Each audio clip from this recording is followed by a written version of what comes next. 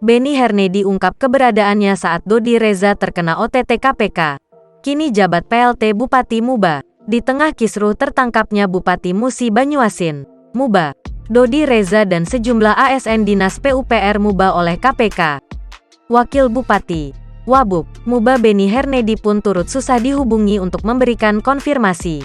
Terkait hal ini, Benny pun memberikan jawaban singkat kepada sejumlah awak media yang menyatakan bahwa dirinya tengah berada di wilayah yang susah jaringan atau sinyal.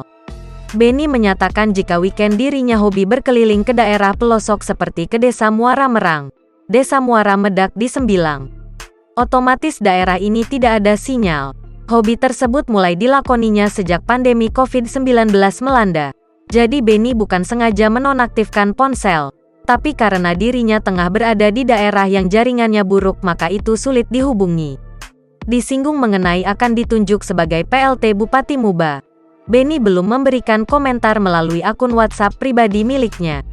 Sementara itu, di waktu yang sama pemerintah Provinsi Sumsel telah memberikan mandat kepada Wabub Benny Hernedy akan ditetapkan sebagai PLT Bupati. Hal ini dilakukan agar roda pemerintahan di Pemkab Muba tetap berjalan. Keputusan ini diambil Gubernur Sumsel Herman Deru selaku perpanjangan tangan pemerintahan pusat.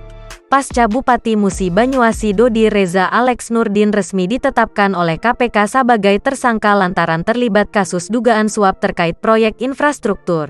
Sabtu, tanggal 16 Oktober tahun 2021.